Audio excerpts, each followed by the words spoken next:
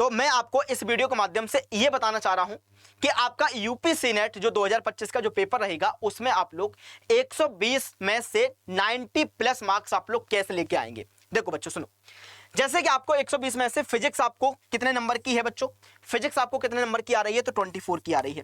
Chemistry आपको 24 की आ रही है, बायोलॉजी आपको 24 की आ रही है, नर्सिंग एप्टीट्यूड 24 का है और इंग्लिश आपके 24 को है ना भाई।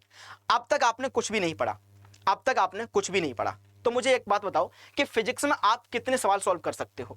सर मैं फिजिक्स में 15 सवाल सॉल्व कर सकते हैं। देख लेना ध्यान से, देख लेना ध्यान से यार, 15 तो तुम लोग कर लोगे ना 15, ठीक है भाई। केमिस्ट्री में आप लोग कितना कर सकते हैं, सर केमिस्ट्री में मैं 20 तो कर सकते हैं। केमिस्ट्री में 20 कर लोगे, केमिस्ट्री में 20 कर लोगे दोस्त, ठीक है भाई। बायोलॉजी में 24 में से कितने क्वेश्चंस कर सकते हो, सर बायोलॉजी में 24 में से 24 करने की मैं पूरी संभावना रखता हूं, क्योंकि सर मैं आपसे पढ़ा हूं। ओके कोई बात नहीं। अगर 24 भी नहीं करते हो तो दोस्त आप लोग 22 तो कर सकते हो ना, आप लोग 22 तो कर सकते हो ना यार। एक दो सवाल तो गलत हो जाते हैं, कोई दिक्कत वाली बात नहीं है, ठीक है बच्चों। नर्सिंग एप्टीट्यूड में कितना सवाल सॉल्व कर लोगे, नर्सिंग एप्टीट्यूड में तुम लोग 20 से प्लस कर लोगे, मुझे पता है तुम लोग 20 से प्लस कर लोगे, मैं मानता हूं, चलो 20 मान लेता हूं, 20 मान लेता हूं। और इंग्लिश में कितने सॉल्व कर लोगे, इंग्लिश में भी हम 15 सॉल्व कर लेंगे। समझ लेना दोस्त, समझ लेना यार, है ना भाई, समझ लेना। चलो भाई अब यार इसको मैं ऐड करता हूं, इसको मैं ऐड करता हूं, बहुत ही बेसिक कैलकुलस के द्वारा इसको ऐड करता हूं। देखो बच्चों 15 15 कितना हो गए, 15 15 30 हो गए, 30 और 20 कितने हो गए, 50 हो गए, 50 और 20 कितने हो गए, 70 हो गए, और 70 और 22 कितने हो गए, तो 92 हो गए, 92 हो गए। क्या तुम लोग 92 मार्क्स नहीं ला सकते हो, क्या तुम लोग 92 मार्क्स नहीं ला सकते हो बच्चों, 92 मार्क्स नहीं ला सकते हो, बिल्कुल ला सकते हो, क्योंकि 92 मार्क्स लाना अपने आप में बहुत बड़ी टेढ़ी खीर नहीं है बच्चों, बहुत बड़ा ये हुआ नहीं है। आप लोग इसको आसानी से कर सकते हैं। बस क्या करना है, बस क्या करना है अब आपको, तो अब आपका जितना भी कम समय बचा हुआ है, अब आपका जितना भी कम समय बचा हुआ है, उस कम समय में कोई नया टॉपिक नहीं पढ़ना है, आपको बार बार रिवीजन करना है, आपको बार बार रिवीजन करना है। क्या करना है बच्चों, बार बार रिवीजन करना है ना। अब इस बार बार रिवीजन करने के बाद क्या करना है, तो दोस्त आपको एक चीज और करनी है, वो करनी है आपको प्रैक्टिस, वो करनी है आपको प्रैक्टिस। जैसे आपने बायोलॉजी में से कोई चैप्टर को पढ़ा, किसी भी चैप्टर को मान लो आपने बायोलॉजी में कोई भी चैप्टर पढ़ा, जैसे कि आपने बायोलॉजी में cell the unit of life पढ़ा, cell the unit of life पढ़ा, है ना बेटा जी। अब यार आपने ये चैप्टर पढ़ तो लिया, लेकिन मेरे प्यारे लाल इसको यहीं पर नहीं छोड़ना है, इसके एटलीस्ट कम से कम 100 एमसीक्यू प्रैक्टिस कर लेना दोस्त, इसके कम से कम आपको 100 एमसीक्यू प्रैक्टिस कर लेना, है ना। अगर आपने प्रत्येक चैप्टर को पढ़ के और प्रत्येक चैप्टर के 50 से लेकर 100 एमसीक्यू कर लिए, मैं आपसे प्रॉमिस करता हूं कि आपका एग्जाम्स अब तक आपने सोचा नहीं होगा वैसा एग्जाम्स जाएगा, यानी कि आपके 90 95 और 100 तक आपके मार्क्स आने वाले हैं, इतने तक आपके मार्क्स आने वाले हैं। आपको क्या करना है, तो आपको थ्योरी पढ़ के छोड़ नहीं देना है। ऐसा नहीं है कि हमने किताब से थ्योरी पढ़ी और हमने छोड़ दिया, ना बेटा, भूल जाओगे। आपको इसके साथ साथ आपको क्या करना पड़ेगा बच्चों, तो प्रैक्टिस करनी पड़ेगी, एमसीक्यू सॉल्व करने पड़ेंगे, प्रैक्टिस एमसीक्यू आपको सॉल्व करने पड़ेंगे, तो आपका प्रत्येक चैप्टर क्लियर हो जाएगा, ठीक है बच्चों। अब मैं बता देता हूं कि कट ऑफ क्या जाने वाली है। आपकी कट ऑफ, अगर मैं कैटेगरी वाइज कट ऑफ की बात करता हूं, तो कट ऑफ में आपका,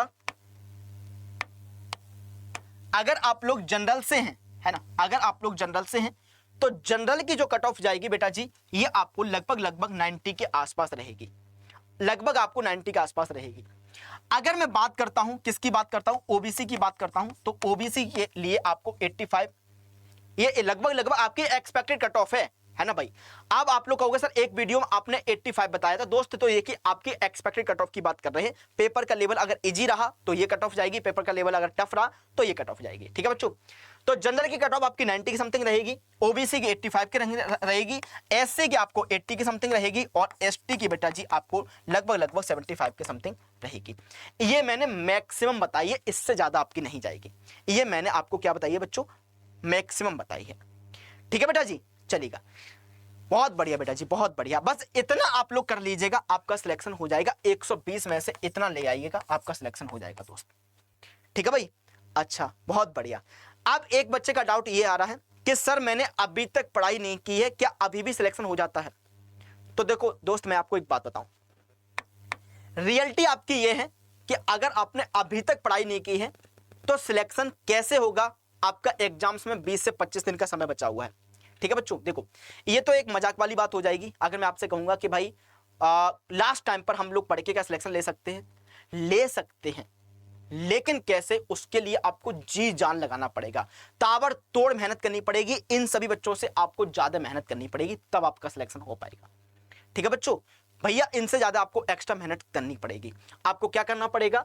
आपको क्या करना पड़ेगा? लगभग आपको 14-15 हावर्स आपकी पढ़ाई करनी पड़ेगी। लगभग आपको 14-15 घंटे आपको हर रोज पढ़ाई करनी पड़ेगी, तब जाके आपका सिलेक्शन होगा। सर कौन सी बुक से सिलेक्शन होगा? बेटा जी आपको एनसीईआरटी के अलावा कुछ नहीं पढ़ना है, एनसीईआरटी के अलावा कुछ नहीं पढ़ना है, ठीक है बच्चों। हाँ, एक काम आप लोग कर सकते हो, एक काम आप लोग कर सकते हो। क्या काम कर सकते हो बच्चों? कि यार अगर आपको कोई ऐसा हिंट वाला सॉल्यूशंस मिल जाए या फिर कुछ ऐसा सपोर्ट मिल जाए जहां से आपका फास्ट रिवीजन हो सके, है ना बेटा जी, तो वो मैं बता सकता हूं कि आपके फास्ट रिवीजन के लिए एक हमारा बैच चल रहा है। अब आप लोगों को, ये मैं सबके लिए नहीं कह रहा हूं, मैं उन बच्चों से कहना चाह रहा हूं जो फास्ट रिवीजन करना चाहते हैं, जो फास्ट रिवीजन करना चाहते हैं उनके लिए एक हमारा बैच है जिसका नाम है प्रतिज्ञा। जिन बच्चों ने ज्वाइन कर लिया है उनको खुद पता है कि यार प्रतिज्ञा कितना स्पेशल बैच रहा है। प्रतिज्ञा में एनरोल करिएगा, आपको 1 शॉट में सारी थ्योरी, सारा प्रैक्टिस और चैप्टर वाइज एमसीक्यू सॉल्व करवा रहा हूं। आपको 19 मई से पहले आपका सिलेबस खत्म हो रहा है, ठीक है बच्चों। आप देखो इसको ज्वाइन कैसे करना है। सबसे पहले आपको क्या करना पड़ेगा बच्चों? सबसे पहले आपको गूगल पर जाना पड़ेगा। गूगल पर गए, यहां पर सर्च करो अड्डा 24/7, सर्च किया, अड्डा 24/7 सर्च किया, इस तरीके का इंटरफेस खुल के आ जाएगा। पहली वाली लिंक पर क्लिक करो तो कुछ इस तरीके का इंटरफेस खुल के आ जाएगा। ऑल कोर्स पे जाओ, नीचे स्क्रॉल करने पर आपका नर्सिंग आ जाएगा। नर्सिंग में ये है आपका यूपीसी नेट में ये है आपका प्रतिज्ञा बैच। प्रतिज्ञा बैच की जो कीमत है वो 459 है, मुझे लगता है कि सबसे सस्ता है। लेकिन इसमें भी अगर आप लोग कूपन कोड लगाओगे तो आपको और भी सस्ता मिल जाएगा। कूपन कोड है आपका BY932, BY932। जैसे इसको अप्लाई करोगे बच्चों तो ये 419 में आपको आपके पास आपका बैच मिल जाएगा।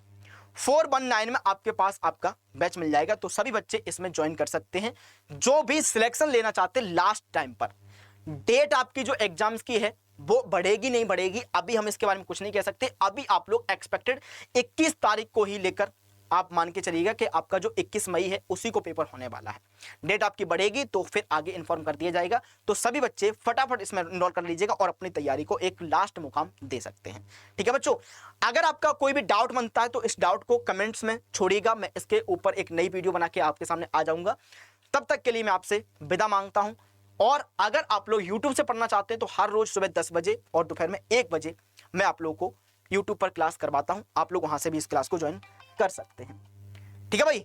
चलेगा, तो मिलते हैं दोस्तों फिर आपसे।